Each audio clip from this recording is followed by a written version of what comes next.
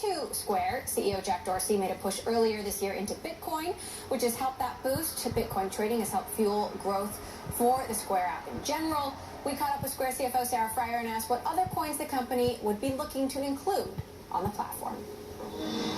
We went with Bitcoin because we felt it was the battle-tested form of crypto. It's been around for the longest period of time. I think people feel confident in it. If there's a need, we'll always go with what our customers are telling us they want.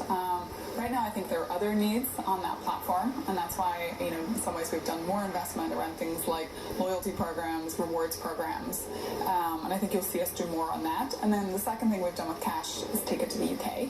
So I think there's actually a need for all of these same utility pieces on a global platform. As a CFO, does it make you nervous? I mean, given the volatility, does Bitcoin and crypto make you nervous? So others have pulled back, right? Stripe started allowing it, and then they stopped because of the volatility. Yeah, it goes back to what you're allowing.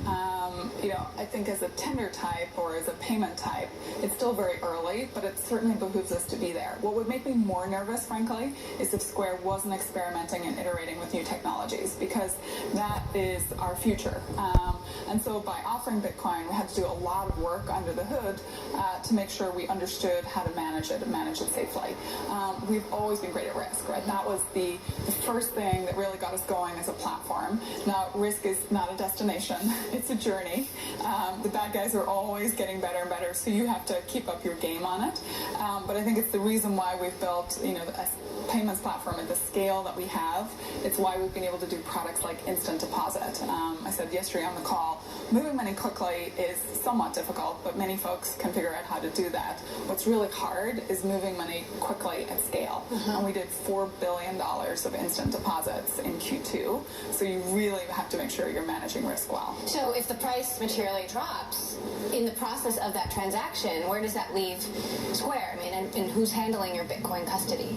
So that's one of the reasons why we've set up the program the way we have, that effectively you make a purchase on Cash App, and we really quickly go out into the market in order to consummate that purchase for you, and then we hold the Bitcoin for you, but it is your Bitcoin. So effectively the risk on Square's balance sheet is really de minimis. It's in the hundreds of thousands of dollars, really on purpose, because ultimately we want to make sure that we put the risk in the right place with in terms of managing what the customer wants to do. So this is a question we're asking all of our guests right now. What is the biggest downside risk to your industry and your business in the second half of the year? Right now, business is good. We just grew 60% year over year. I spend a lot of time looking at macro data points and trying to figure out what's going on